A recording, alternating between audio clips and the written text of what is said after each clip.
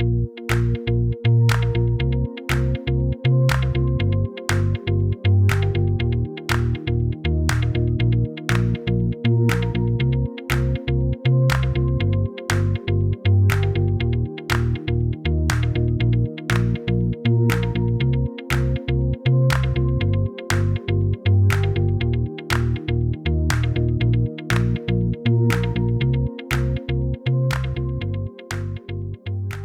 dia, eu sou Bruno Minami, pesquisador do Instituto de Estudos de Saúde Suplementar, e em nome do IES, agradecemos a presença de vocês. Esse evento é uma parceria entre IES e Hospitalar, que muito nos honra em mais um ano. Eu peço a todos que, a partir de agora, deixem seu celular no modo silencioso. Aproveito para informar que a nossa jornada seguirá de agora até às meio-dia e meia. Nosso agradecimento especial aos debatedores por terem aceitado esse convite do IES e nos brindar com seu conhecimento. Teremos 2 painéis neste debate, em formato de roda de conversa. Antes da abertura, eu já convido ao palco os participantes do primeiro painel: José Sequim, superintendente executivo do IES, Marcelo Alexandre Santos, CEO da CareFi, Felipe Fagundes, CEO da High Healthcare Intelligence, e Jackson Batista Júnior, co-founder e diretor dos serviços da WeKnow. Enquanto nossos debatedores tomam seus lugares, eu gostaria de comentar que tive o privilégio de ser o autor do estudo O que é Saúde 4.0, desvendando termos, oportunidades e desafios na saúde suplementar. Divulgamos esse trabalho na semana, exatamente para deixar todos os interessados nesse tema e no nosso evento de hoje bem informados. O estudo está disponível no site do IES para download gratuito. Sem mais, então eu convido o Dr. Luiz Celso Dias Lopes, vice-presidente técnico e regulatório do Grupo APV da Notre Dame Intermédica e presidente do Conselho Diretor do IES, para a abertura desse evento. Após a abertura, o Dr. Luiz Celso já pode tomar seu lugar como comentarista do Conselho Diretor do IES para a abertura desse evento. Por favor.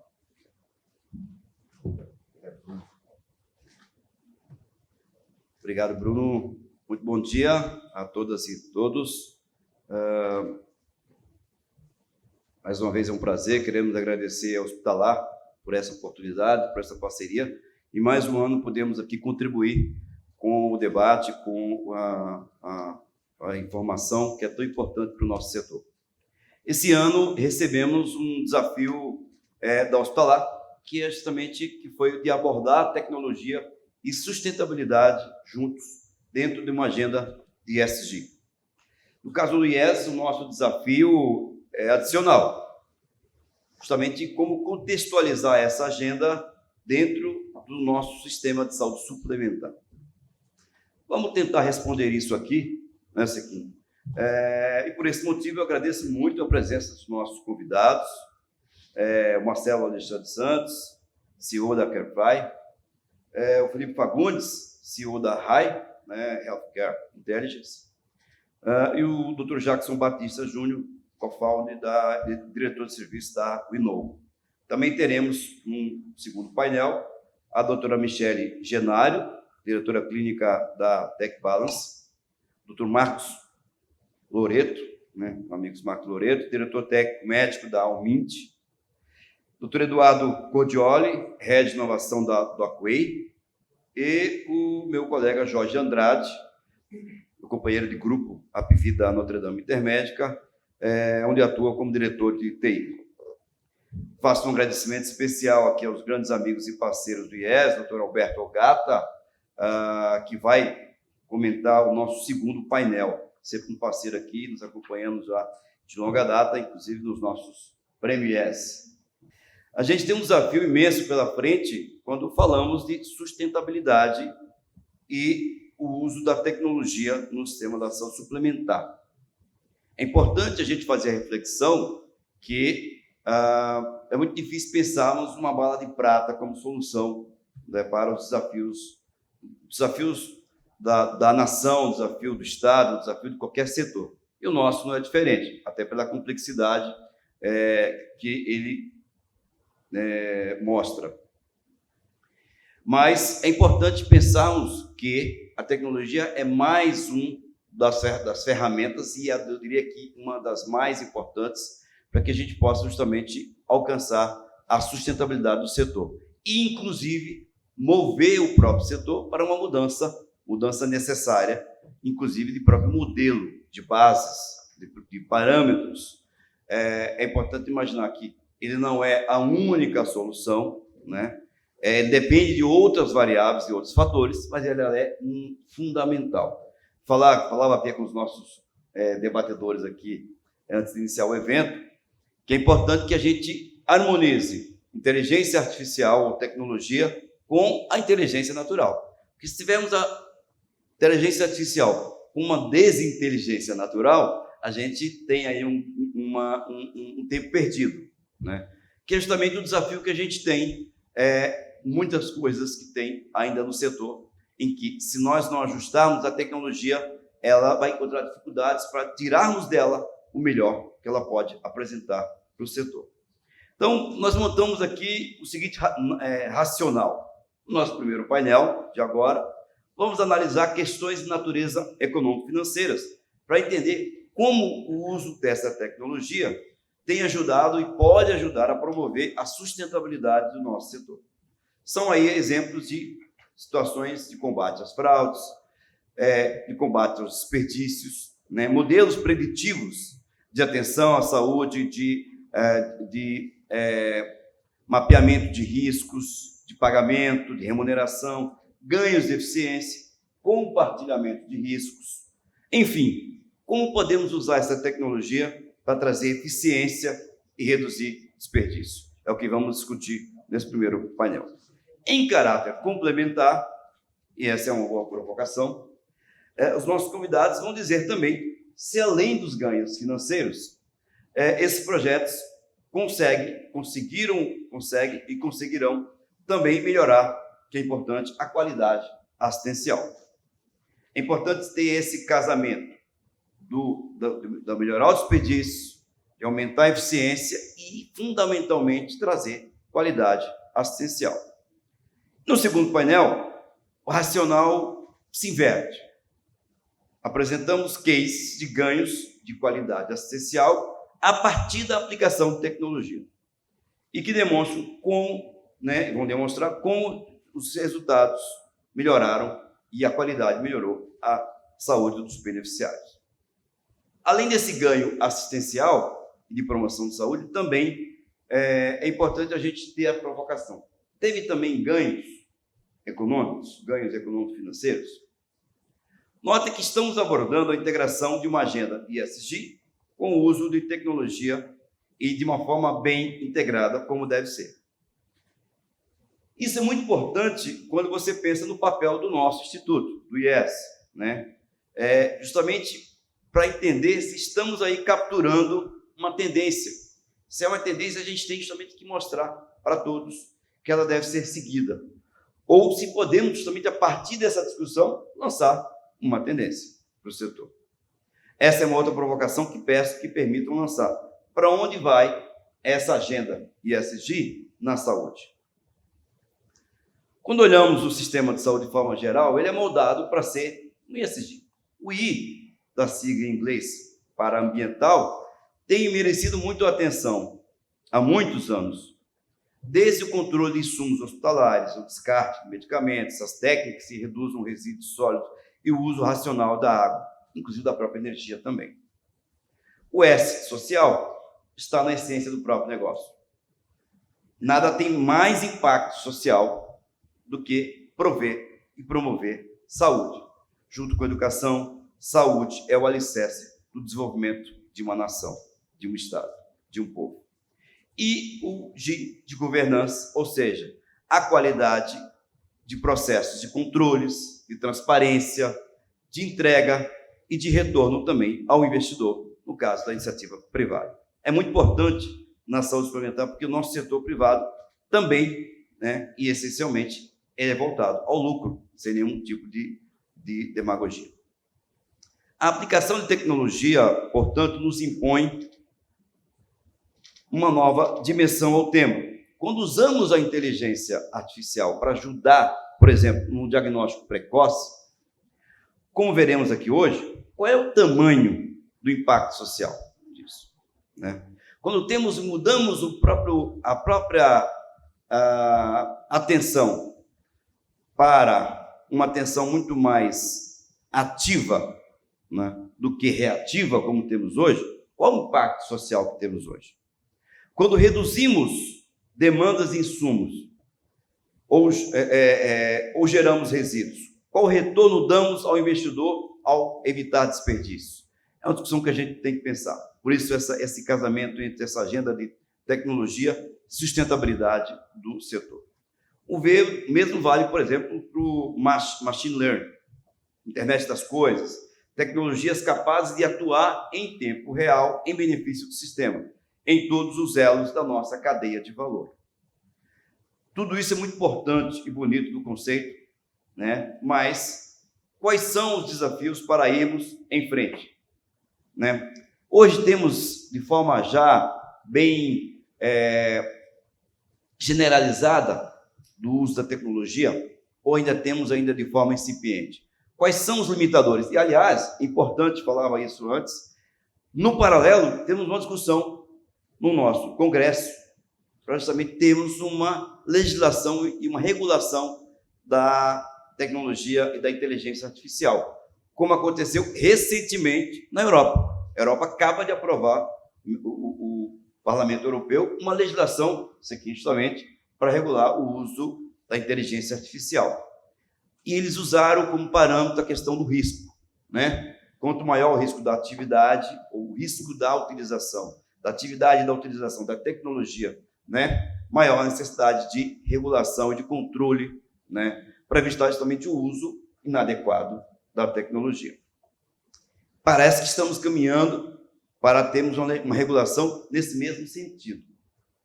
Uma preocupação que a gente tem é que, em saúde, é uma atividade em que o risco é inerente, né? Será que vamos utilizar isso como parâmetro para limitar, né, o uso das tecnologias e da inteligência artificial? É preocupante para nós, né? Porque, embora defendamos a regulação, ela é bem-vinda, mas é importante entender as características e não podarmos e não limitarmos demais, porque justamente você vai na contramão do que ela de fato pode oferecer. A gente fica meio assim, não, vamos, em nome desta preocupação com o risco, né, limitar o uso da tecnologia artificial em saúde e, portanto, também limitar os seus benefícios. A gente tem que tomar cuidado um pouco com isso. Então, eu quero agradecer mais uma vez a presença de todos, agradecer mais uma vez a presença dos nossos palestrantes, nossos debatedores, nosso amigo aqui, Ogata, que agora está aqui conosco, né? Obrigado pela parceria aqui ao nosso instituto. E eu quero, portanto, passar a palavra ao Siquim, José Siquim, nosso superintendente executivo do IES, para iniciarmos esse encontro. Muito obrigado mais uma vez.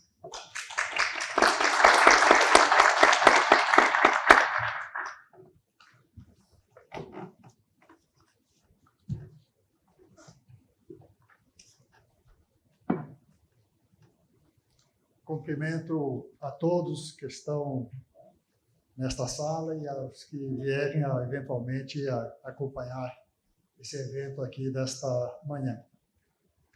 Eu agradeço a presença de todos, especialmente dos nossos convidados, palestrantes desse painel e do próximo também. Antes de me referir ao nosso debate, eu quero reforçar o convite a todos para que façam o download do estudo mencionado aqui pelo Bruno. É uma referência importante de que essa agenda, do que essa agenda envolve, está disponível no site do IES. Eu aproveito também para convidar a todos para acessar a Revista Brasileira de Saúde Suplementar. É a primeira revista deste ramo, que foi iniciada pelo IES há pouco menos de um ano atrás, com conteúdos muito importantes, de grande valor para todo o setor. Ela já conta com 13 artigos publicados e 5 em revisão pelos nossos referis. Tem um formato de streaming. O artigo chegou, nossos referis examinam, se estiver ok, ele já vai para a publicação. Não há tempos de atraso. Nós temos registrado um interesse crescente na submissão de artigos científicos, e há muito conhecimento a ser apropriado pela cadeia de valor ao olhar esse artigo. Convido a todos a submeterem seus artigos. O acesso à revista é feito pelo site do IES, ou especificamente no site da revista, www.rbrs.org.br, Revista Brasileira de Saúde Suplementar. Meu tema desse painel é Saúde 4.0, gestão focada em sustentabilidade. Portanto, é muito importante a questão do combate aos desperdícios, como já foi bem salientado aqui pelo Luiz Celso. São temas do momento, eu diria, são momentosos, são grandes, importante tratá-los. Eu nem preciso lembrar das tragédias e catástrofes recentes, ainda em curso no meu estado, que afligem as nossas almas. Lembro, portanto, da advertência que vem dos cientistas das mudanças climáticas, entre eles um colega meu de escola, conceituado internacionalmente. Segundo a ciência que professam, assistiremos nos próximos anos a um aumento com que esses eventos climáticos extremos vão acontecer. Se olharmos os últimos 20 anos e compararmos com a história do Brasil, já vemos uma multiplicação do número desses eventos extremos. E ainda enfatizo, serão cada vez mais extremos. A expectativa é grande para ouvirmos nossos debatedores e os casos que estarão nos apresentando. E os debates seguirá após a apresentação. Eu entendo que esses casos podem nos ajudar a entender como a saúde suplementar vem enfrentando seus desafios da atenção à saúde e os econômicos, financeiros. Os dois são importantes. Nesta linha, o surgimento de startups, já são muitas, tem um papel muito importante nas transformações em curso na saúde suplementar, na sociedade como um todo. Nesse nosso primeiro painel, vamos enfatizar, como eu já disse, casos econômico-financeiros, que também impactam os custos da assistência à saúde e os resultados. Portanto, é hora de ouvirmos o que nossos convidados têm para nos contar. Cada um dos convidados se sinta à vontade para falar de suas cadeiras, confortavelmente sentados ou em pé desse púlpito. Depende da escolha de cada um de vocês. Eu começarei, então, com o Marcelo Alexandre Santos, que é CEO da CareFi. Marcelo, obrigado por aceitar nosso convite. Você tem de 10 a 15 minutos para fazer a sua apresentação. Que história você tem para nos contar, Marcelo? Queria primeiro agradecer a presença de todos e falar que é um prazer estar aqui, principalmente com grandes parceiros de mercado. Eu fiquei muito feliz com o convite. Gostaria de dizer que o ISS tem sido a nossa principal fonte de pesquisa e consumo de conteúdo desde o começo do nosso negócio. Então, quando eu recebi o convite, eu fiquei realmente muito feliz de estar podendo compartilhar aqui nessa mesa, também ao lado de grandes nomes, né? Nomes de mercado que a gente tem trabalhado em conjunto, o time da Winnow, o Felipe aqui da RAI, e também até contar um spoiler aqui, não sei o quanto que o Luiz sabe, mas a nossa empresa nasceu de uma das empresas do grupo, né? Então, também é um prazer estar compartilhando isso aqui com vocês, tá? A proposta hoje, como você aqui e o Luiz bem trouxeram, é trazer um pouco de como a aplicação de tecnologia em conjunto com inteligência artificial ajuda na sustentabilidade do setor. A ideia é trazer um pouco de case, né? Então, como que a gente está fazendo e o que isso já tem gerado de resultado. Mas o principal, eu acho que eu consegui trazer isso bem e vou tentar passar isso para vocês hoje, é como que de fato isso chega no paciente, né? Como que isso reflete na assistência. E não só na assistência, mas às vezes na percepção do paciente de cuidado, né? Que muitas vezes quando a gente está decidindo, pode ser que fique em paralelo, mas tem que gerar esse resultado. A CareFi é uma empresa de aplicação de inteligência em saúde, tá? Focado em auditoria, mas eu posso dizer que o nosso foco de fato é como que eu aumento a eficiência operacional, reduzo desperdícios e consigo impactar todos que fazem parte desse fluxo de auditoria, desse fluxo de monitoramento de internações, tá? Para começar a apresentar um pouquinho do que é a empresa, tá? Então, como comentei, somos uma empresa de tecnologia que aplica inteligência em toda a jornada de monitoramento de internação.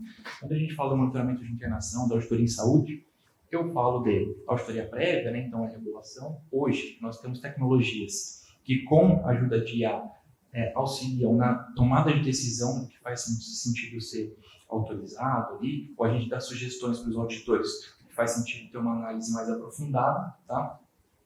Avançamos para a auditoria concorrente, aquele cuidado onde o auditor da operadora de controle vai até o hospital para dar continuidade ao monitoramento no beira-leito, profissionais de auditoria de enfermagem, profissionais de auditoria médica, né? Com uma visão de auditor, mas com o propósito de, em conjunto com a equipe de assistência, buscar o melhor cuidado do paciente, agilizar processos administrativos, né? Tudo isso. Então, temos uma ferramenta também que auxilia nesse cuidado no beira-leito. A etapa de prorrogação, que por vezes a gente vê que ela acaba sendo deixada de lado em algumas instituições, né? Então, todas as solicitações que acontecem agora, mas durante o cuidado e não na prévia. Hoje, dentro da nossa plataforma, é possível, de fato, entregar uma jornada de auditoria em cada uma das etapas com a nossa solução, tá?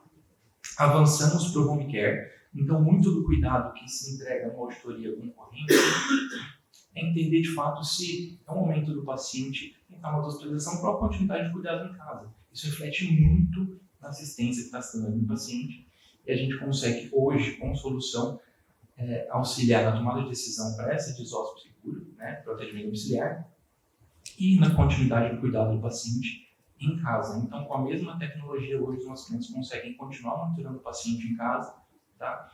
Com o auxílio de inteligência artificial, geolocalização, monitoramento de plano terapêutico, tudo que acontece ali durante, e assim vai. Até a gente chegar no final da nossa jornada aqui, que é a auditoria da conta médica.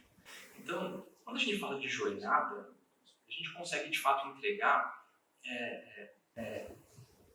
movimentos de interoperabilidade de dados, né? O que quer dizer? Quando eu apresento um módulo de auditoria de contas médicas para uma equipe, ele tem a garantia que a tomada de decisão vai ser baseada não só no que ele está vendo naquela conta, ou em motores de regras, numa inteligência artificial ensinada ali, mas que ele vai utilizar, de fato, todos os dados de toda a jornada daquele paciente para a tomada de decisão. Tá? Então, o que foi previamente autorizado? O que de fato aconteceu? Como aconteceu? Né? O que foi solicitado posteriormente? Esse paciente foi para casa, não foi? Tinha potencial para ir? Quanto tempo levou para de fato acontecer? Até de fato, quando chegar a conta, ele conhece a história daquele paciente. Tá? E eu vou tentar trazer um pouco disso aqui, do quanto que essa jornada é importante para a entrega de resultado, obviamente, né, para a instituição, de formas distintas, mas como que essa jornada contribui para o paciente, tá? Então, em poucas palavras, tento explicar um pouquinho do que é o Carify, né? Trago aqui, então, nosso primeiro case. A proposta hoje é trazer 2 cases. Separei o case de um cliente, um amigo muito próximo, que é o Fredson, né? Fredson, gerente de regulação da FACHESF, FACHESF é uma autogestão das indústrias CHESF, né? Lá de Pernambuco, né? É legal contar que a minha história com o Fredson começou há 4, 5 anos atrás, quando a gente começou a se encontrar em eventos de auditoria, e ele sempre falava para mim, quero colocar o Carify no FACHESF, quero colocar o Carify no FACHESF. E por N motivos, a gente conhece aqui como que é o dia a dia da operação, a gente não conseguia avançar, né? Mas ele falava, vai chegar a hora e vai dar certo.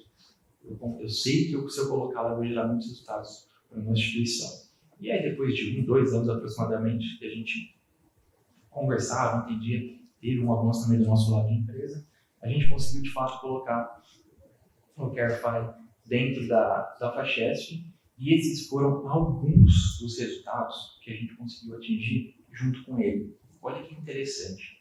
Lá, dentro da média de permanência, teve uma redução de 22%. Quando a gente fala de redução de nível de permanência, eu tenho cliente que reduziu 40% em internação.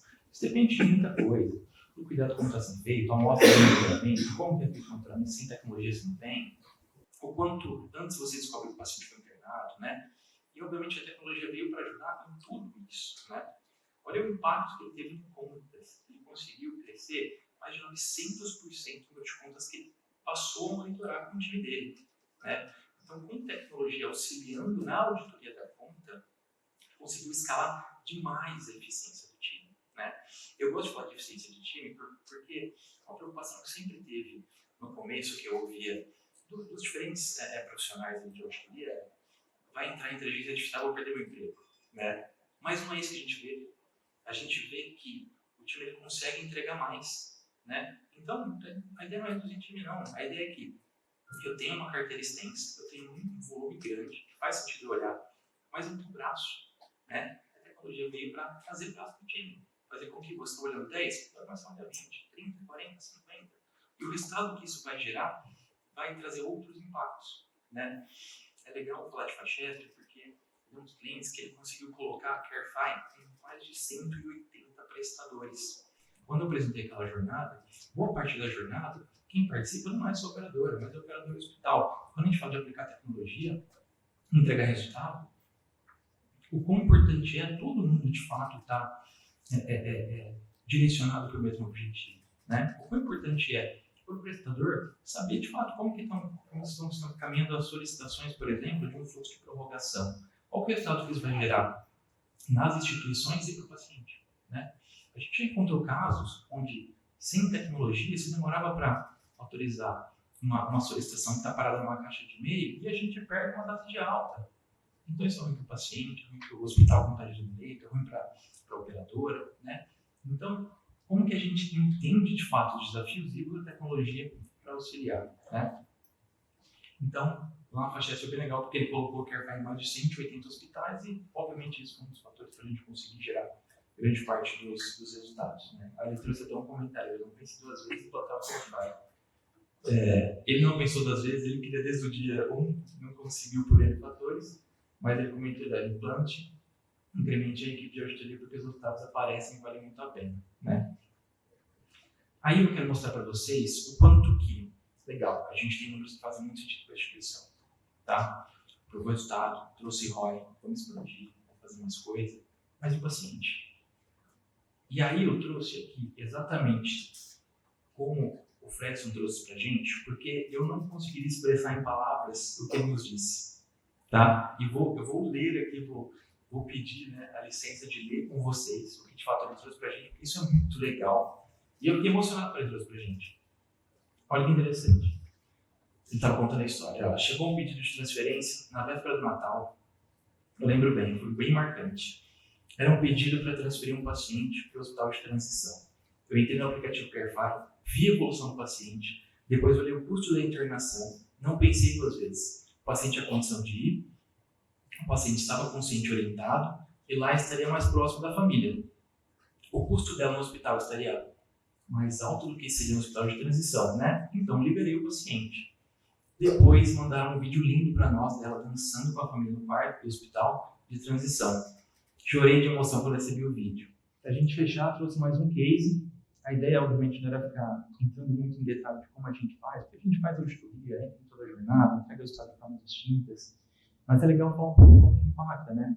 Dependente do momento de cada um dos clientes. Esse é um case muito recente, onde um cliente que acabou de entrar na operação em 20 dias, aumentou lá 2.650 dias. Isso pode não ser específico, depende do tamanho da instituição, por isso que eu trouxe outro número ali, ó. Ela já economizou 133 horas da operação dela, em comparação ao que ela fazia antes, e ela levava 6 minutos para auditar uma guia, hoje, está em começo de operação, está levando 3 minutos. A gente ainda vai reduzir esse número aqui, né? Ela está há 20 dias usando a solução, o time nem sabe usar de bem, né?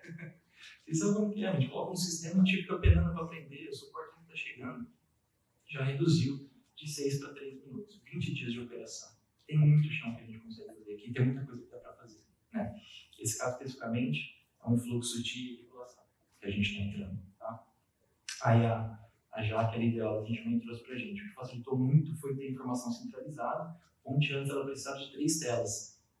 Ela usava 3 telas com 3 sistemas diferentes, hoje ela consegue fazer tudo num sistema só e, obviamente, com o sistema auxiliando, já buscando pontos de atenção, apresentando para o time, e ali vai, tá?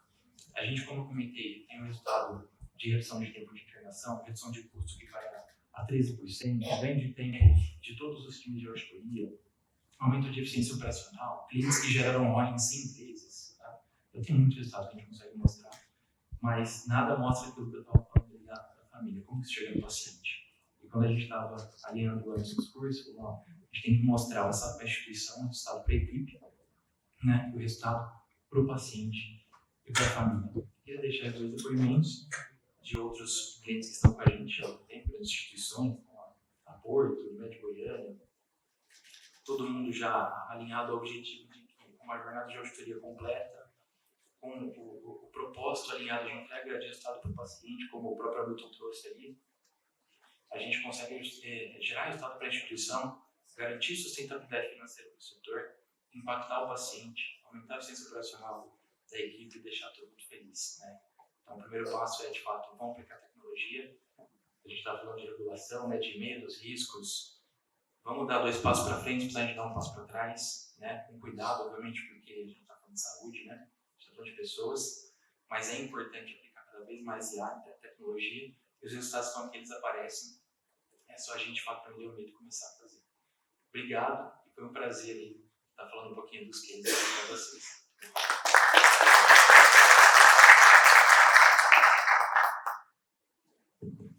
Muito obrigado, Marcelo. Você trouxe exemplos fantásticos para nós aqui.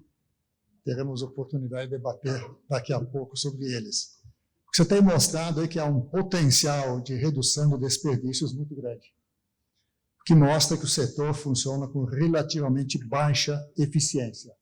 Exemplos desse tipo podem ajudar realmente a aumentar a eficiência, fazer mais com as mesmas coisas, ou fazer as mesmas coisas com menos gastos. Muito importante a sua contribuição, nossos agradecimentos.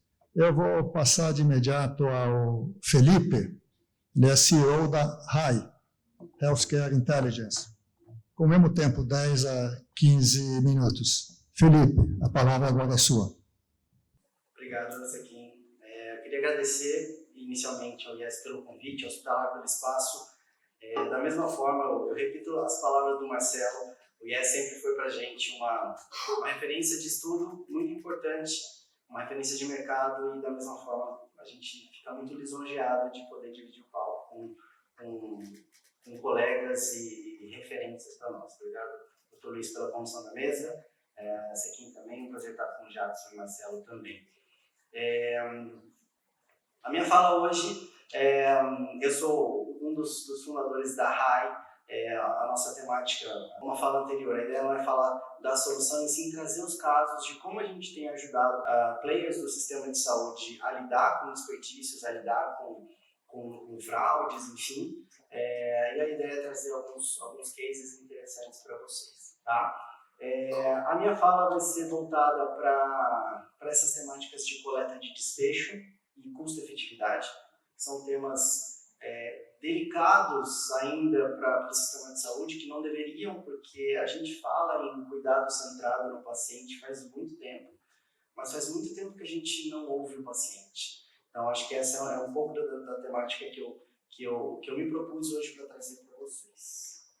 A gente sabe que os tratamentos de alto custo representam até 80% dos custos dentro de um sistema de saúde. A gente está na nossa cara que saúde custa dinheiro pra caramba, 9% do PIB, são mais de 890 bilhões, esses dados de 2022, e é um sistema que infelizmente está em colapso. A gente tem aumento de custos muito importantes e as demandas assistenciais e pressões regulatórias de maneira muito importante. Esse é o cenário que a gente tem da saúde como um todo hoje. E para ajudar, a gente sabe que dados das OCDE e OMS trazem que até de 30% a 40% desses gastos podem ser considerados como desperdício. A gente nasce aqui, em cima dessa temática de entender como é que a gente lida com o desperdício, como é que a gente identifica esse desperdício, como é que a gente dá nome para o que é desperdício. Quando a gente vai na literatura ou no padrão ouro para que a gente possa identificar desperdício, a literatura nos devolve algo do tipo: façam análises econômicas e análises que incluam custo-efetividade ou custo-benefício para que a gente possa guiar a gestão da eficiência operacional, que basicamente é a gente entender se eu estou colocando dinheiro de um lado, tem que sair benefício do outro. Porque se eu estiver colocando benefício de um lado e eu não estiver tendo benefício para o paciente, para o meu sistema do outro, o nome disso é desperdício. O problema é que, para que eu faça, para que o sistema possa trabalhar com dados de custo-efetividade ou trabalhar com análises de custo-efetividade, eu preciso de dados de custo e eu preciso de dados de efetividade. E aí vem talvez a minha primeira provocação, de certa forma. Como é que a gente calcula custo-efetividade num sistema que não calcula efetividade? Pouquíssimos são os hospitais, convênios ou sistemas de saúde como um todo que medem desfechos do paciente. E aí eu não estou falando de dados talvez de prontuário e nem dos desfechos duros, mas eu estou falando em entender como é que um paciente, por exemplo, com cirurgia de câncer de próstata, como é que ele evoluiu em sua qualidade de vida, incontinência urinária, disfunção erétil. Esses são os desfechos que vão me entregar dados de efetividade para que aí sim a gente consiga ir atrás da custo-efetividade e a gente entenda o desperdício. É um pouco dessa jornada que a gente quer tentar desemaranhar, de certa forma. O propósito hoje da RAI é justamente trabalhar como uma plataforma que auxilia os sistemas de saúde na gestão de custo-efetividade e desperdícios dentro das linhas de tratamento de alto custo. E aí fica claro, o nosso papel é ajudar nesses dois processos de maneira bem direta. A gente atua como um concierge na coleta dos desfechos dos pacientes e usa esses dados para entregar análises econômicas, sendo o custo-efetividade uma delas. E hoje eu trouxe aqui para o nosso painel 2 cases. Eu escolhi 2 parceiros de longa data aí da RAI para trazer. Coincidentemente, é a mesma linha de cuidado que eu vou trazer. A gente vai falar de cirurgias bariátricas ou linha de cuidado de gastroplastias, que é a Unimed Fesp e a Santa Casa de Porto Alegre. Quis trazer, de propósito, 2 cases, um convênio e um hospital, para que a gente possa entender as diferentes possíveis aplicações do que a gente pode ter quando a gente olha para esses desperdícios, quando a gente olha para a gestão do cuidado de uma forma diferenciada. Queria só explicar que dentro do processo, ambos os cases eles vão passar pelo mesmo processo de aplicação de como é o nosso sistema. Primeiro a gente faz um alinhamento de metodologia e definição das métricas que serão coletadas. Em seguida, a gente atua como literalmente um concierge na coleta de dados com esses pacientes. E aí, na sequência, esses dados são compilados na plataforma para que a gente possa ter os relatórios e dashboards. Ambos os cases, para a gente não repetir o processo, ambos os cases seguem a mesma metodologia. Tá?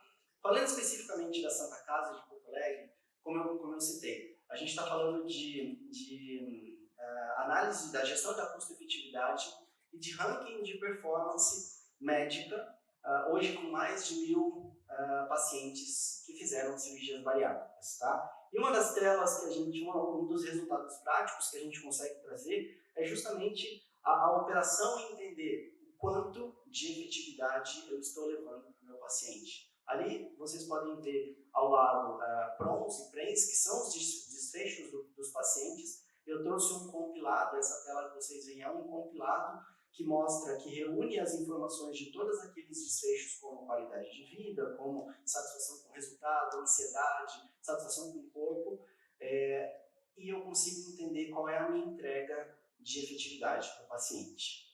Mais do que isso, eu consigo entender num gráfico de dispersão, por exemplo, qual é a porcentagem dos meus pacientes que está num quadrante, por exemplo, de pouca efetividade e muito custo. Ou qual é talvez até de maneira mais importante, qual é a porcentagem dos meus pacientes de cirurgia bariátrica que estão num quadrante que custou barato, mas não teve benefício. É a famosa bomba relógio. A gente consegue, com tecnologia aí, de novo, olhando para o paciente, para o cuidado do paciente, entender como é que a gente entrega isso. E claro, a partir desses cálculos, a gente consegue entender qual é o custo ideal. Qual é o não baseado somente em financeiro, mas com quanto dinheiro eu preciso para melhorar 80% o meu paciente pós uma cirurgia bariátrica. É esse tipo de resposta que a gente tem conseguido trabalhar com essas instituições. E óbvio, né, isso pode desdobrar para negociações de bundle e etc. Então, acho que é um pouquinho que abre novas possibilidades para negociação de performance, enfim. Tá? A gente pode entender custo-efetividade dos OPMEs, um comparativo entre kits cirúrgicos utilizados, por exemplo. A gente pode entender um ranking de performance por médico, por case mix. Eu não sei se todos os sistemas estão prontos para esse tipo de conversa, mas na Santa Casa de Porto Alegre, por exemplo, que aqui eu cito como um diferencial de maturidade de conversa, isso foi um pedido do corpo médico para ser trazido. Vocês conseguem trazer isso? A gente consegue. Então, basicamente, a gente gera um índice que ele pode ser lido como se fosse um IDH de 0 a 1, onde 0 a performance médica é menor e 1 a performance médica é maior. E logo em breve, a Santa Casa de Porto Alegre vai conseguir fazer uma remuneração por performance baseada na performance médica. Ah, Felipe, mas como é que é essa performance médica? Basicamente é responder, eu te dei dinheiro de um lado, você não entregou o resultado do outro. É esse balanço que a gente quer trabalhar. Tá? A gente sabe que é um ponto delicado, mas a gente precisa trazer o elefante branco para a sala para a gente discutir. Tá? E aí trazer alguns outros gráficos que a gente consegue trabalhar ainda da performance médica. Tá? Aí aqui alguns números que eu queria compartilhar com vocês. Esse número de, 78% dos pacientes relatam qualidade de vida entre muito boa e excelente após o procedimento. Entendam que a métrica aí, o case, não é um número, mas é saber o número. A gente não está comparando, a gente está numa fase que às vezes os sistemas nem sabem qual é a métrica, onde está, né? Mas saber é super importante. 75% é o índice de efetividade da operação. Claramente esse é um projeto, ele dá métricas e suporte para que sejam feitos projetos de valor de saúde, ranking de performance. E esse dado de baixo, acho que é a nossa provocação e a nossa devolução de valor para o paciente, né? 20%, a gente identificou 20% de índice de desperdício nessa operação. Tá? Isso representa perto de R$1.500.000 dentro da operação.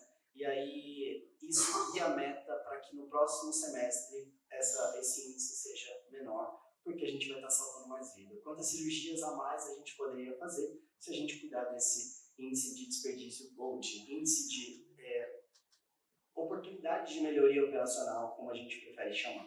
Tá? E aí, de maneira semelhante, a gente traz o case da FESP. Tá? Também foram gastroplastias, a gente analisou um grupo de 580 pacientes, totalizando o ano de 2022, na época, essa análise foi feita no passado. Também a gente desenvolve essa plataforma para coletar esses desfechos, vai a campo coletar esses desfechos, e agora uma cooperativa médica consegue entender o quanto de desfecho eles estão entregando para os pacientes, métrica por métrica. E consegue entender como é que está a minha operação. Então, se hoje a minha mãe for operada de cirurgia bariátrica na FESP, provavelmente ela evolua dessa forma. Dentro de uma média, a gente consegue entender qual é o desfecho do paciente. E aí, de novo, eu não estou falando de desfecho duro, a gente está falando de desfecho e entender como é que está a qualidade do sono desse paciente após a cirurgia. E entender aonde está a minha operação, o quão saudável está a minha operação, e de novo, isso pode guiar a meta para o semestre que vem, para o quartil posterior, enfim. E a gente entender o nível de desperdício dentro da operação. Tá? Ou, por exemplo, especificamente dentro de uma Unimed FESP, que é a maior federação Unimed hoje do Brasil, que inclui cerca de 60 ou 65 Unimed, se eu não me engano, é importante para eles entenderem dentro da região qual é a região que me entrega a melhor custo-efetividade, qual é a intrafederativa que consegue me entregar a melhor custo-efetividade ou consegue ser melhor na eficiência operacional dentro dessa linha de cuidado. Então, acho que a ideia é entender essas métricas para que isso guie melhores condutas. Tá? Aqui as métricas que eu trago também, né? Então, saber quantos por cento dos pacientes estão dentro daquele relato de qualidade de vida muito boa e excelente. A gente consegue entender, de novo, né? Vocês viram que essa é apenas uma das métricas, a gente consegue ir atrás de várias outras. 72,2% é o índice de satisfação de efetividade da operação. Sem dúvida nenhuma, também essas métricas estão guiando projetos de VBHC e sendo base para a estratégia da gestão dessa linha de cuidado dentro da Unimed FESP. A gente encontrou um índice de desperdício de 12,79% dentro dessa operação, o que representa também R$1.485.000 de oportunidade de melhoria operacional. De novo, acho que essa é o grande ROI da nossa operação, o quanto a gente identifica esse valor. Se a gente não entende esse valor, se a gente não encontra esse valor, a gente continua achando, a gente continua tendo somente aquela visão míope de achar somente o que é barato e o que é caro. E a gente não sabe o que está levando benefício ou não para o paciente. Tá? Eu finalizo a minha fala reforçando o nosso objetivo, não só como empreendedor, mas talvez como um sonhador dentro do ambiente de saúde, do nosso objetivo de fomentar a cultura de gestão de dados e desfechos em saúde entre os colaboradores, com o intuito de melhorar a eficiência e entrega de valor em saúde. A gente faz isso por meio de ações baseadas em custo-efetividade e gestão de desperdícios. E a frase que eu queria finalizar minha fala essa, é a que nos move todos os dias. Quantas vidas mais a gente pode salvar se a gente cuidar da nossa eficiência operacional, sem nunca esquecer o paciente no centro do cuidado. Mais uma vez agradeço o espaço de fala, agradeço a condução da mesa e estou à disposição para a gente conversar.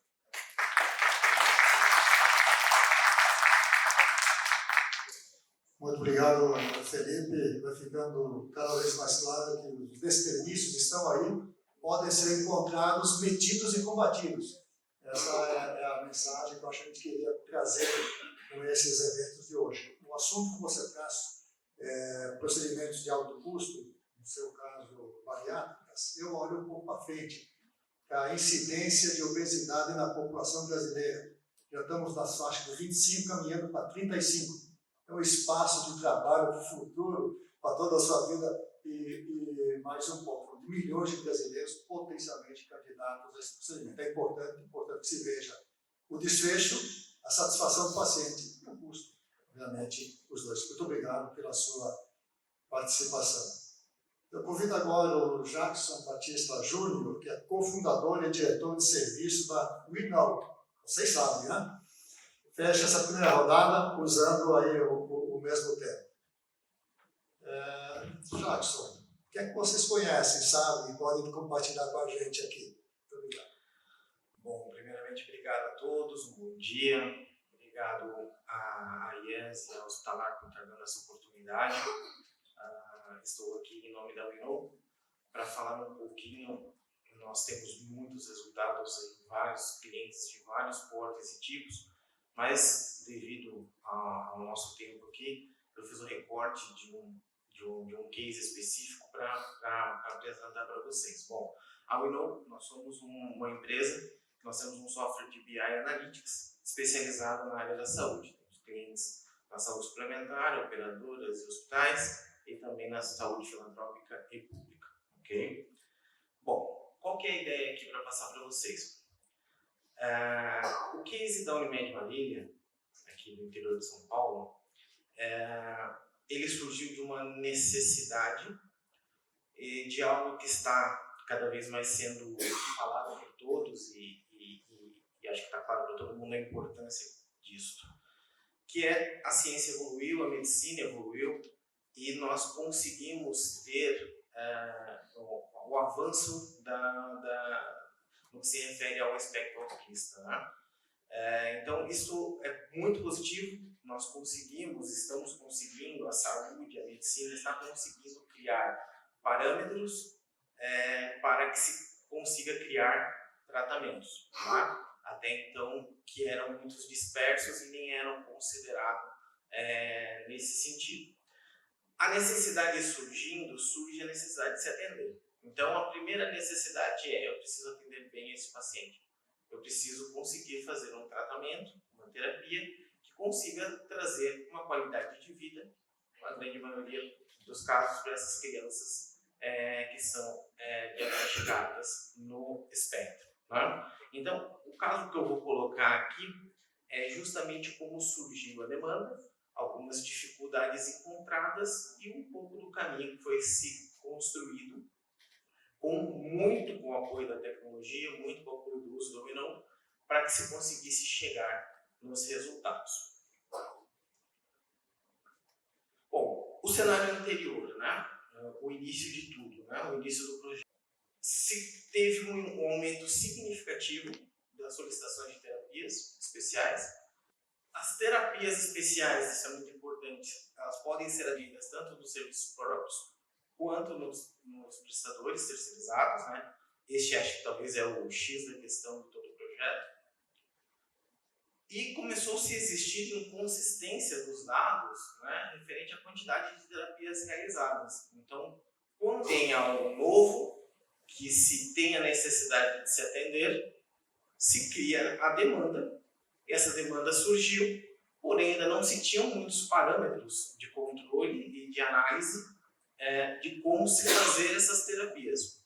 E, consequentemente, isso começou a surgir uma sobrecarga muito grande no processo de auditoria, gerando um projeto. Então, o resultado disso tudo, acho que fica claro para todos que houve um aumento de custo significativo na operadora para esse tipo de tratamento, porque não se tinha muito claro onde inicia e onde termina e quais são os parâmetros para cada grau do espectro. Isso é muito importante, porque é um universo ainda novo e muito vasto. Então, começou-se a criar parâmetros, porque a palavra que a gente está falando muito fortemente aqui é sustentabilidade. O foco principal, o atendimento, a assistência e a qualidade de vida do beneficiário final.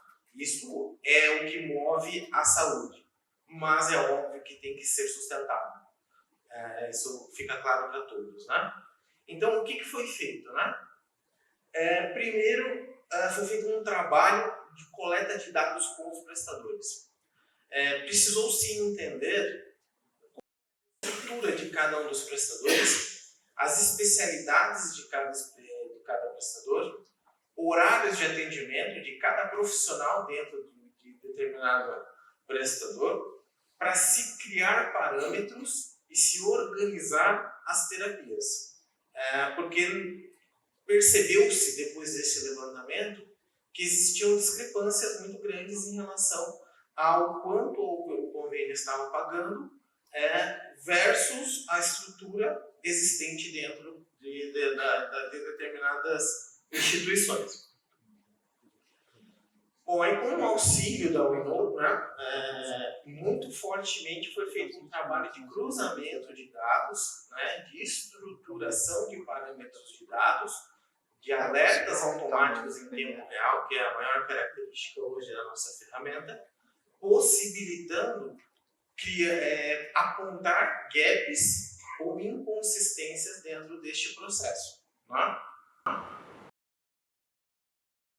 E começou-se a criar coeficientes, né, da quantidade máxima de terapias que cada beneficiário poderia realizar. Ou seja, de antemão, o convênio começou a ter condições de prever o investimento necessário para cada tipo de tratamento, para cada tipo de terapia. Isso possibilitando criar parâmetros, fazendo com que aquilo que é faturado tenha que estar dentro de um parâmetro previamente estabelecido. Exemplo, né? Foi enviado, por exemplo, um e-mail automático sobre inconsistências encontradas dentro desse estudo feito com os beneficiários. Isso para todos os prestadores envolvidos. Importante frisar aqui que a Unimed colocou como um projeto muito a quatro mãos, ou seja, os prestadores também queriam criar os parâmetros, porque isso tudo era novo para todos, né? O diagnóstico precisava também entender, quando o médico faz o diagnóstico, também entender o que ele tem de disponível na mão para o tratamento.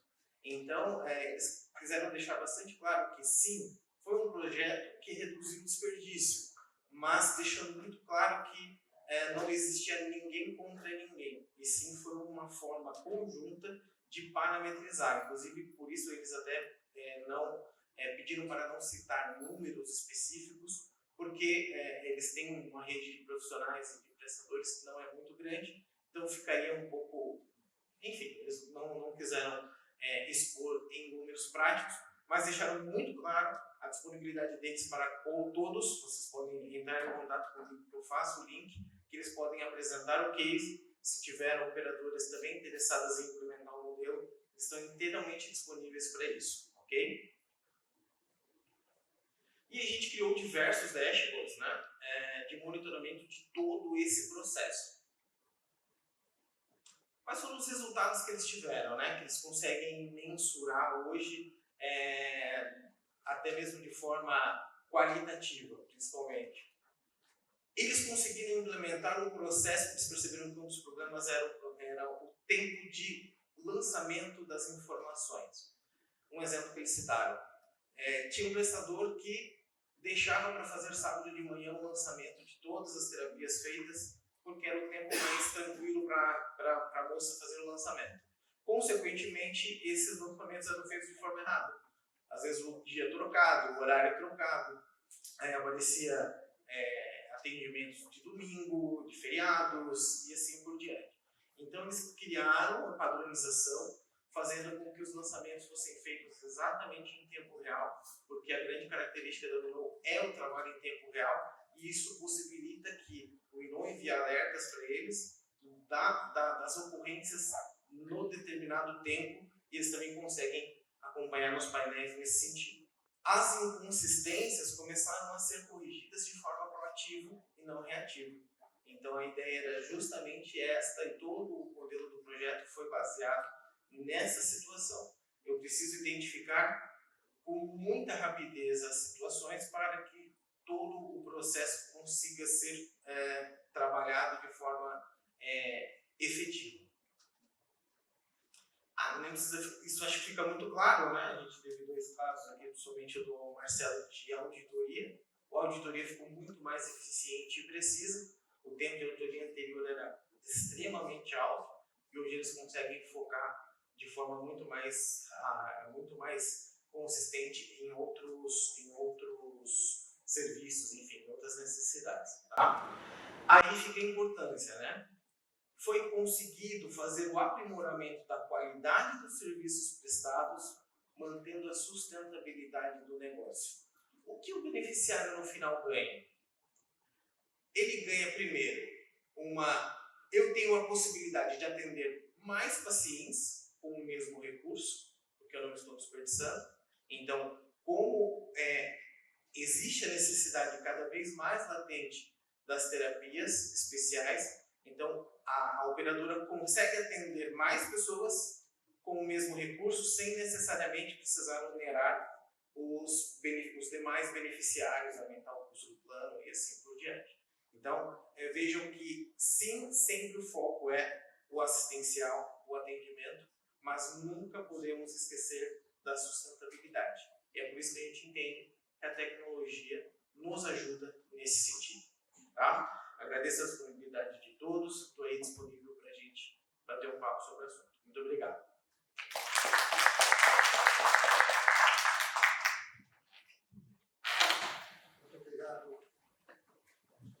Muito obrigado, Jackson, pelos belos exemplos que você apresentou. Eu queria tirar uma dúvida que é minha e imagino que da de mais gente. Quando você se refere a terapias especiais, estamos falando das terapias como profissional de nível superior, não médico, né? Psicólogo, fonoaudiólogo, etc. Muito ligado aos transtornos mentais, que tem crescido muito e a UTEA tem crescido bastante. Essa é uma área que certamente difícil a gente falar, pessoas que precisam de cuidados especiais e mencionar abusos e excessos, etc. Mas aparentemente usar e muitos. O trabalho de vocês, identificando o que é um número conveniente de sessões, medindo o resultado e desfecho do paciente. Acho que é uma contribuição muito importante que vocês trazem para esse setor e para essa área.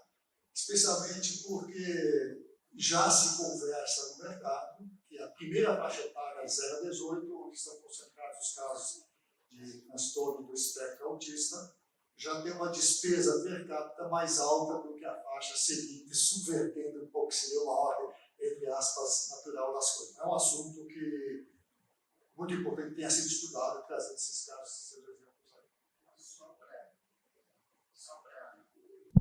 Só para ilustrar isso que você comenta, Sequim, só para vocês terem uma ideia, eles conseguiram criar um processo onde a terapia ela é planejada também respeitando os limites da criança. Ou seja, a criança precisa ter o tempo da escola, ela precisa ter o tempo de brincar e ela não pode só viver fazendo a terapia.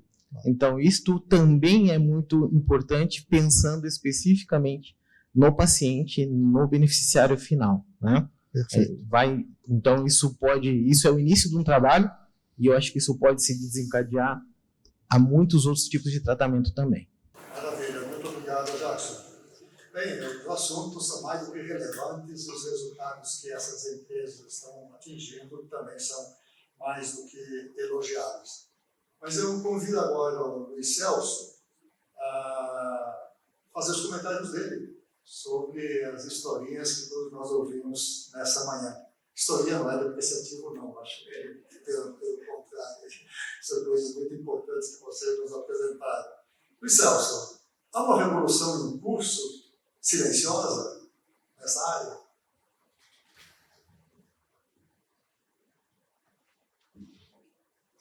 Obrigado, Segui.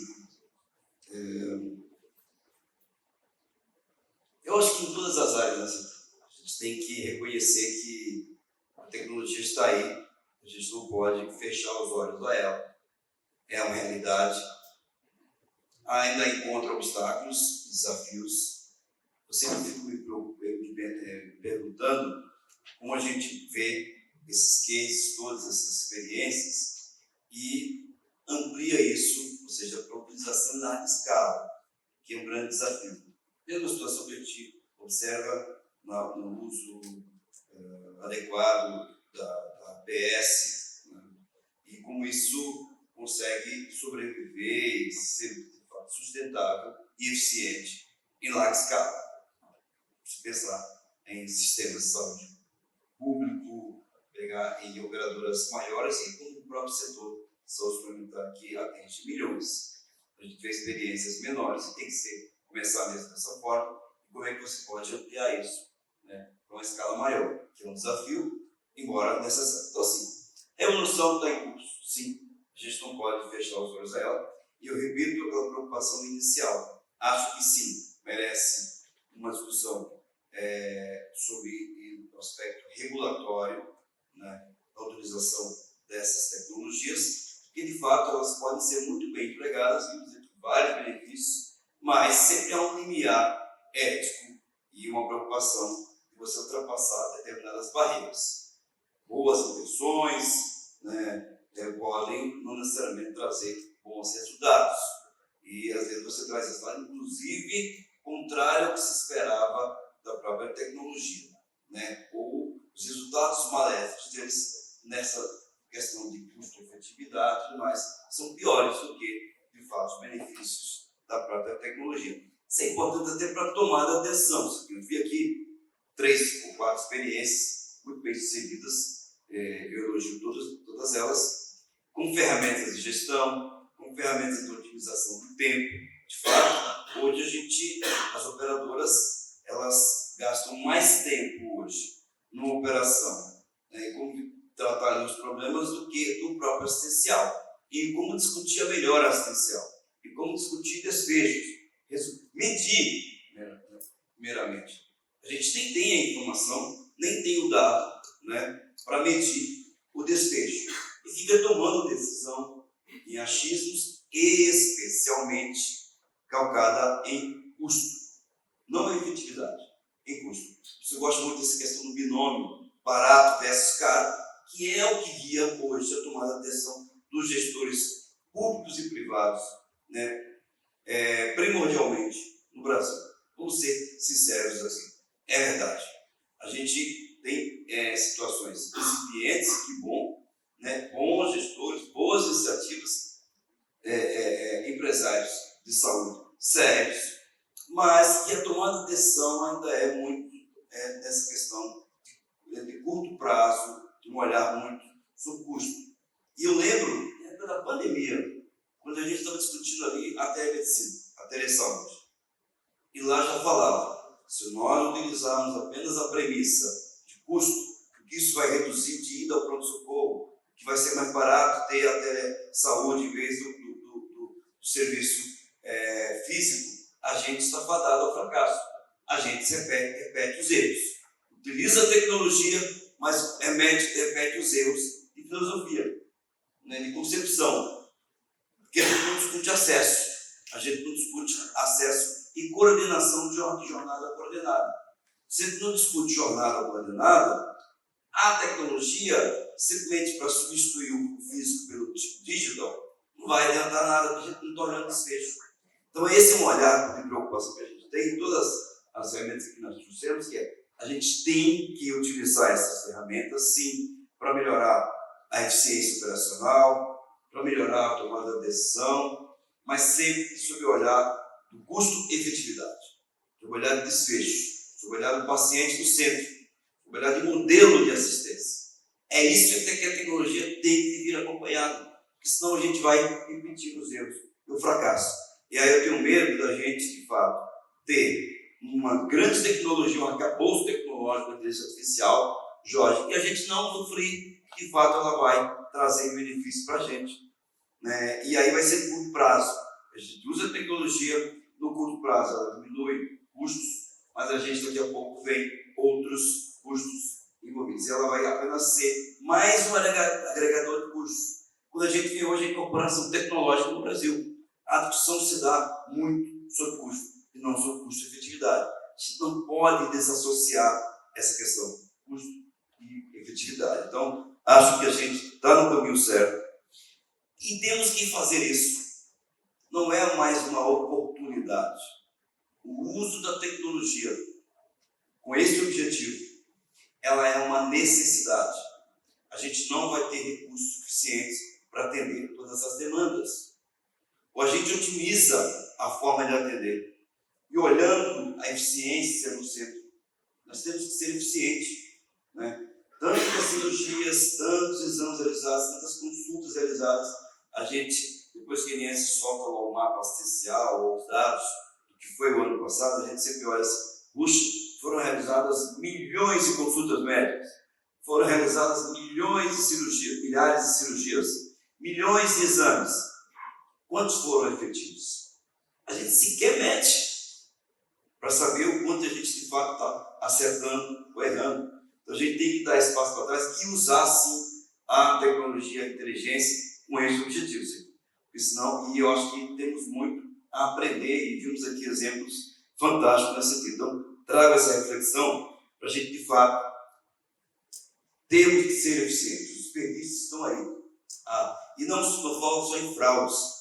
A gente também tem que tomar cuidado com a gente não utilizar determinadas coisas como cortina de fumaça ou como base de prata. A tecnologia, combater a fraude é necessária, elas estão aí, elas consomem bilhões. O próprio estudo do IES mostrou isso recentemente, do IES com a UI. Bilhões seriam importantes numa melhor alocação, mas que também, se eles não fossem consumidos com fraudes, se eles também são consumidos com consultas médicas, com exames e com internações desnecessárias, ele é tão ineficiente quanto. Sendo que a diferença que o outro é crime em algumas situações. Então, não estou aqui querendo debater, mas a gente não pode utilizar isso apenas como uma cortina de fumaça, que a solução está ali. A solução depende de uma série de variáveis. Temos que ter esse olhar mais amplo para as soluções. Não é uma bala de prata, mas sim, a tecnologia faz com que sejamos cada vez mais que sejamos mais ativos do que reativos, muito mais preditivos do que, inclusive, antes até da promoção e da assistência. Mas é importante a gente juntar isso, né, e ter a filosofia mudança, olhando o paciente no centro. É importante ter dados, por exemplo. A gente ainda está na fase de ter que superar uma discussão ética sobre a utilização e como disponibilizar a utilização do dado em saúde para o bom uso.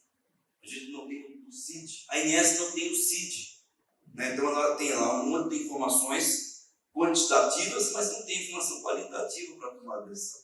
Se a gente não tem a informação qualitativa, como é que a gente toma a decisão? Então, a gente tem que superar o debate ético, por exemplo, de ter o acesso ao CID do paciente nas transações com uso seguro, né, com a transação segura, com uso ético da informação, mas é importante ter o dado e utilizar esse dado e medir para poder tomar a melhor decisão. Então, o gestor precisa, sim, cada vez mais, e é importante a gente ter experiência nesse sentido já, que é utilizar a tecnologia, seja ela com inteligência artificial ou não, mas de forma inteligente. O gestor precisa antes ter a inteligência natural para utilizar a inteligência artificial. Porque senão a gente tem a inteligência artificial, mas usada naturalmente de forma desinteligente. Jogamos dinheiro fora e não colhemos os benefícios reais que precisamos colher da tecnologia. Obrigado. Obrigado, Luiz Celso. De fato, a ênfase, eu acho, de todos os palestrantes e sua, medição de desfechos, que é absolutamente necessário.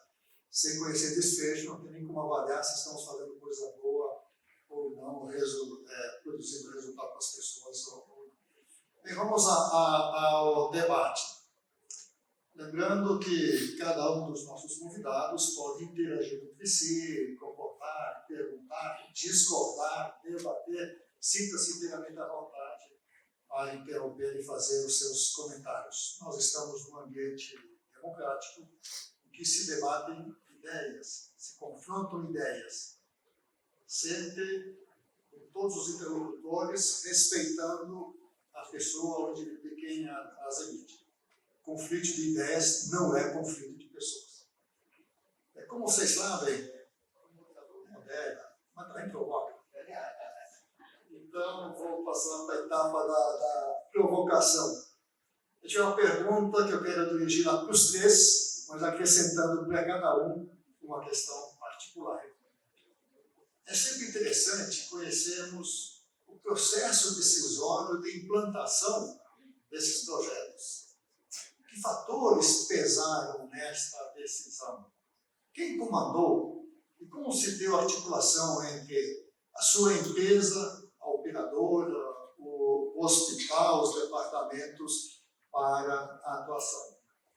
Eu vou seguir a mesma ordem das apresentações, começando, portanto, com o Marcelo, a quem eu também peço, além desse comentário geral, o problema da escalabilidade. Você tem como expandir isso? Como é que é essa questão da escalabilidade? Marcelo, fala isso. Vamos lá. É interessante a gente falar de processo de tomada de decisão, porque o momento de mercado, ele traz para uma resposta clara, né? Custo. Então, alta de sinistro, custo operacionais em alta. Obviamente, a gente tem que discutir custo para ser tomada uma decisão no momento de implantação do projeto, né?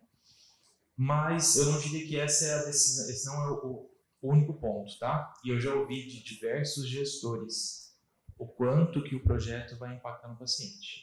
Essa questão, ela surge, ela precisa estar clara no processo de tomada de decisão, tá?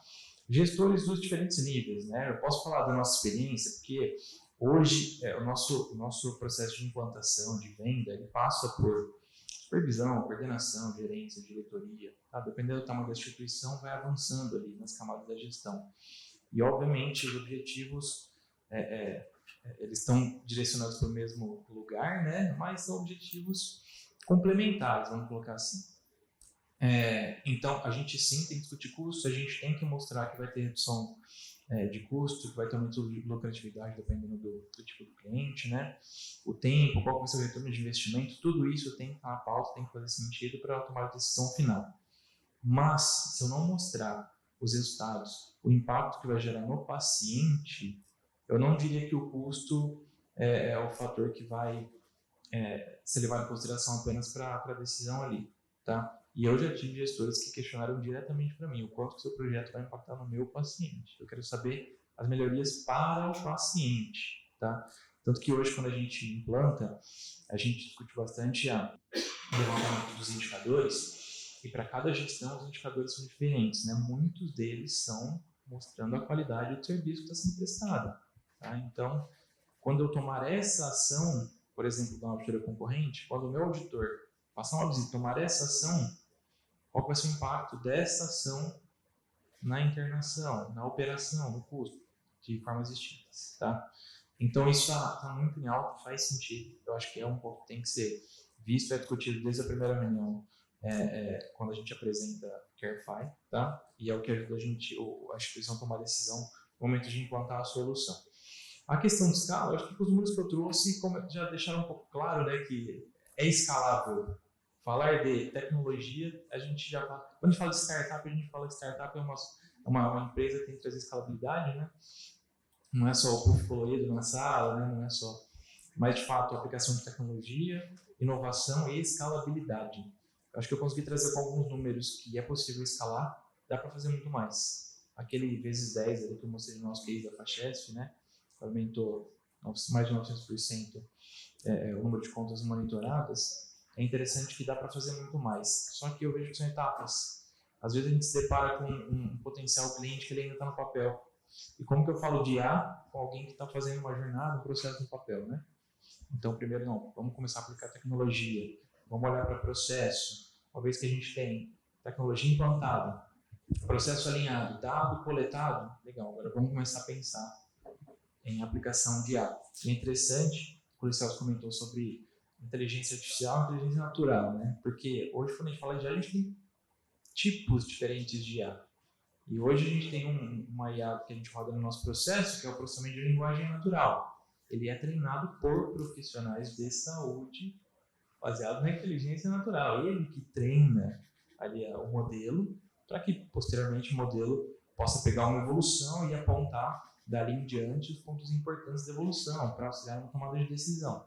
Mas partir de profissionais que sabem, né, o desfecho ideal, sabem qual que é a informação importante para aquele ciclo ali que está se dando no fluxo de monitoramento. Então, está tudo muito ligado. Se a gente treinar uma IA com dados ruins, vamos ter resultados ruins, né? Então, e aí eu acho que com esse passo a passo a gente entrega a escalabilidade. Perfeito. Obrigado, Marcelo. Eu me volto agora ao Felipe com a mesma pergunta inicial do processo decisório, mas eu queria que você comentasse um pouco sobre a questão de medir desfechos. Qual é o desafio? Por que período, durante que período pós-procedimento você coleta e acompanha esses desfechos? Alguns, o desfecho, o período é relativamente curto, para outros, muito grande. Em particular, no caso das bariátricas, é muito grande, porque é muito comum a pessoa, depois de alguns anos, voltar a ganhar peso e precisar de uma segunda cirurgia, e assim por diante. Então, a questão dos casos de coleta dessas informações, eu acho que é bastante importante. Legal, obrigado pela pergunta. Eu costumo dizer que o processo de tomada de decisão da implantação da RAI, ele passa muito por um descobrimento do problema da instituição que a gente está propondo. Quando a gente fala das temáticas, a gente está imerso nas temáticas de valor da saúde, nas temáticas de novos modelos de remuneração, de gestão de desperdícios, enfim. E por vezes, quando a gente apresenta o que a gente está fazendo, a instituição olha e fala, eu não estou pronto para isso. Recentemente a gente teve um hospital que falou, eu adorei o que vocês estão fazendo, só que meus vários valores estão no papel. Se você pedir para mim levantar os custos da linha de oncologia, eu tenho que levantar na mão, literalmente no papel. Então eu acho que a gente está, eu acho que isso impacta não somente raiva, mas todo mundo aqui. E aí eu queria, da mesma forma que você trouxe a provocação, eu acho que a gente está numa situação que a gente está discutindo IA, computação quântica e tudo mais, mas a gente precisa fazer tarefas de casa. A gente, como sistema de saúde, eu acho que tem um a tarefa de casa para ser feita. E aí, complementando, o meu processo de tomada de decisão, ele passa muito por isso, da gente educar o nosso interlocutor e quem vai usar a ferramenta em si para que a gente possa implantar. Porque, de novo, se a gente forçar a implantação da plataforma e a pessoa olhar e falar, não sei o que fazer com esse número, não gerou valor nenhum. Então, acho que é um pouquinho disso. Tá? A coleta de desfecho é uma temática que se discute desde a década de 90, 80 talvez, e a gente não coloca em prática. Em tese, eu costumo dizer que se o sistema funcionasse direitinho, eu não precisava fazer coleta de desfecho. A RAI é uma plataforma de análises econômicas. A gente faz coleta de desfecho porque o sistema não tem esse dado. Em tese, a melhor pessoa para coletar o desfecho do paciente dentro da jornada do paciente é a assistência. Ou o médico, ou o enfermeiro que está do lado, ou o navegador, em tese, é a assistência. Isso não é feito. Então, por isso que a gente acaba entrando nesse processo, a gente fala que a gente topa o desafio de entrar nessa jornada da forma menos agressiva possível para que a gente possa se incluir ao processo. Tá? Em relação a tempos de coleta, assim, a primeira... E aí, falando especificamente da nossa operação, a nossa primeira atuação quando a gente coleta o desfecho é uma análise retrospectiva, para que a gente possa de imediato já mostrar algum resultado para a operação. Porque a gente entende isso também. Imagina se eu chegasse, por exemplo, ou na Santa Casa, ou na festa, ou qualquer outra das operações e sentasse, ou, por exemplo, chega para o Luiz e fala assim, Luiz, a gente vai colocar a coleta de desfecho na linha de câncer de mama. Daqui uns 3 anos eu te mostro o resultado. O Luiz vai falar, não vou te pagar em 3 anos por uma promessa. Então, a gente tem a perspectiva, a gente pode fazer esse acompanhamento a longo prazo, a ideia é essa. Em geral, a gente usa os padrões de pesquisa científica, que é o baseline, o 30 dias, o 90 dias, os 6 meses e 1 ano, mas em condições especiais, como bariátrica, por exemplo, a gente pode fazer um acompanhamento, mas isso para que a gente possa injetar uma informação imediata, a gente faz o retrospectivo, mas a gente está atento a esses pontos de follow-up também. Obrigado, Felipe. Claro, depende tudo também do objetivo imediato que você tem, que é ser controlar um pouco as operações e reduzir desperdício. Isso está olhando muito de hoje.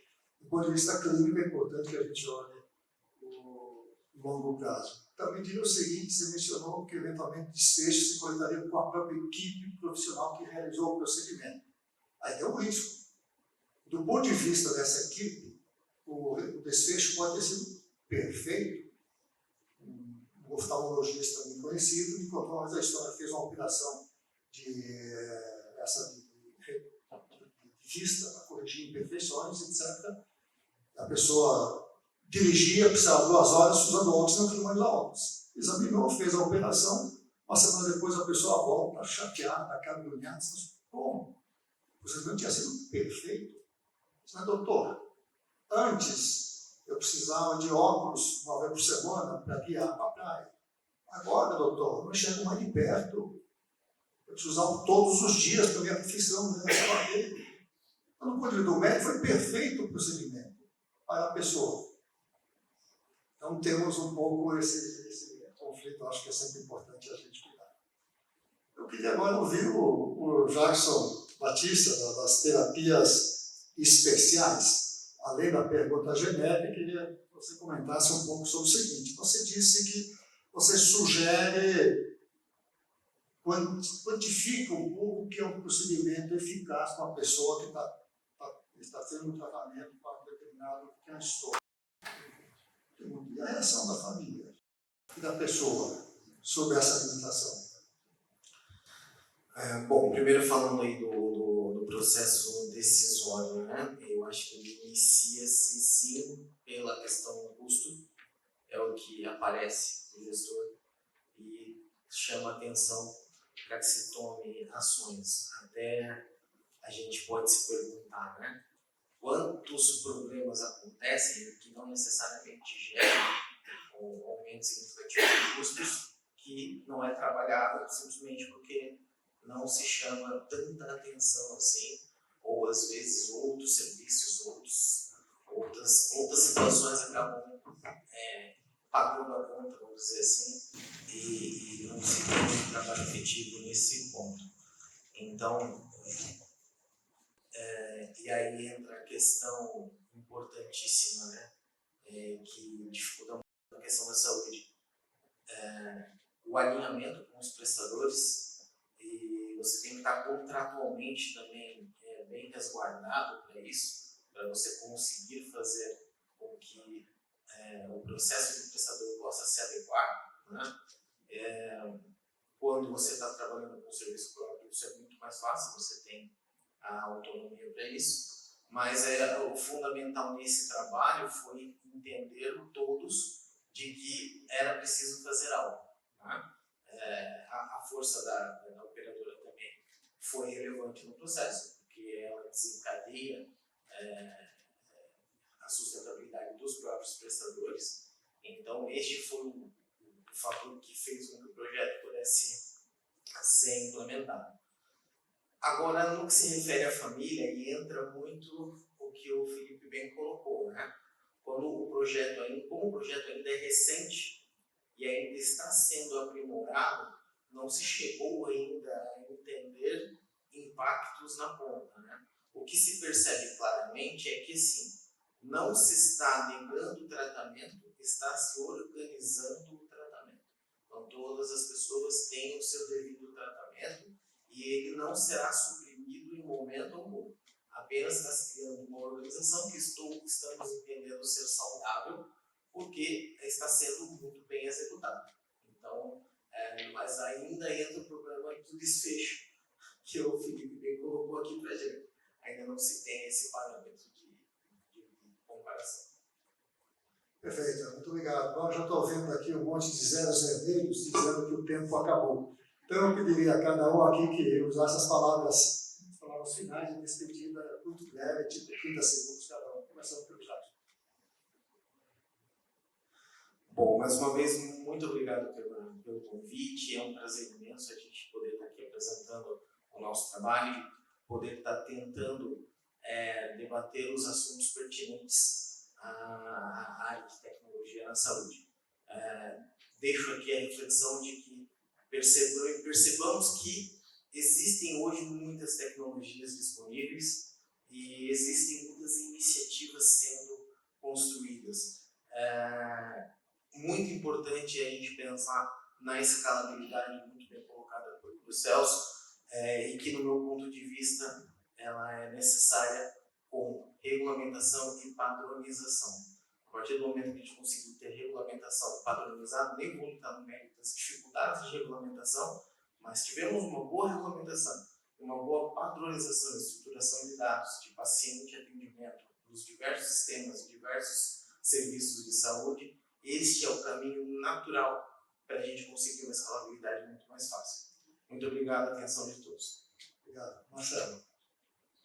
Bom, queria só deixar um agradecimento aqui, mais uma vez, foi um prazer poder falar um pouquinho, discutir sobre esse assunto com vocês, e eu acho que o mais legal é ter tido a oportunidade de trazer cases reais, né?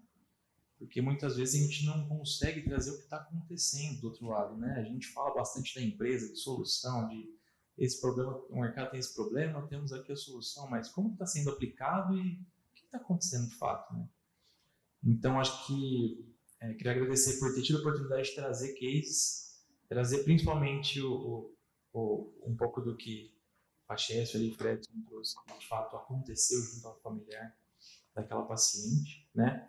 E trabalhar aqui com todos para que a gente possa fazer disso algo mais comum, né? Então, vamos trabalhar em conjunto para que isso aconteça em mais instituições, com mais famílias, com mais pacientes, né?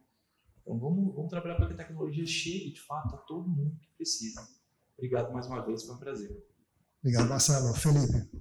Zequim, obrigado mais uma vez pela promoção da mesa, Luiz também, aos colegas pela companhia, aos nossos espectadores, obrigado pela atenção, obrigado pela oportunidade de estar com vocês. A mensagem que eu queria deixar é assim, quando a gente olha para essa temática de desperdícios, remuneração por valor, agenda SG, eu sempre tenho um cuidado cuidado de olhar assim, cara, é muito problema ao mesmo tempo. E aí eu fico imaginando um gestor de saúde sentado nos ouvindo e falando, cara, é muito problema. Aí na segunda-feira, ou amanhã, ele vai sentar na cadeira dele e vai falar, não consigo resolver. É muita coisa para resolver. E aí a mensagem que eu queria deixar, e aí, de novo, quando a gente fala de valor de saúde, cara, é muita coisa para resolver na jornada. E a mensagem que eu queria deixar é assim, a gente não precisa fazer tudo ao mesmo tempo. Às vezes, poxa, implanta o enroll para um processo que vocês precisam ali e já resolve, é legal. Chama a Carefy e resolve uma auditoria aqui e tal. Pega a coleta do desfecho de uma linha que seja específica, estratégica e dolorida. Isso já é progresso. Né? Os pequenos passos são progresso. Porque se a gente encarar a saúde para resolver todos os problemas ao mesmo tempo, eu imagino vocês no grupo, e a gente vai para casa e abraça o travesseiro e fica chorando. Então, mais uma vez, obrigado pelo espaço de fala. Celso. Obrigado, Sequinho, parabéns pela produção aqui do painel. Obrigado aos nossos debatedores, uma experiência aqui, um sucesso para vocês aí. Acho que o caminho é esse. Sequinho, muito obrigado pela presença de vocês. Como mensagem final, Sequinho, a gente viu aí só os exemplos que a tecnologia pode auxilia e pode auxiliar a tomada de decisão, a melhor gestão de uma questão tão complexa e necessária como a questão da gestão da saúde. Que a tecnologia, portanto, seja o propulsor e a bússola ao mesmo tempo para essa mudança,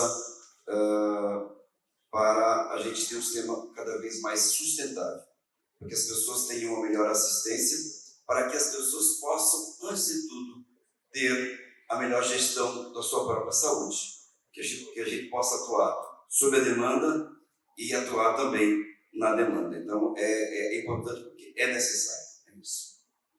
Perfeito, muito obrigado. Eu, com o risco de simplificar demais, eu diria o seguinte: desperdícios existem.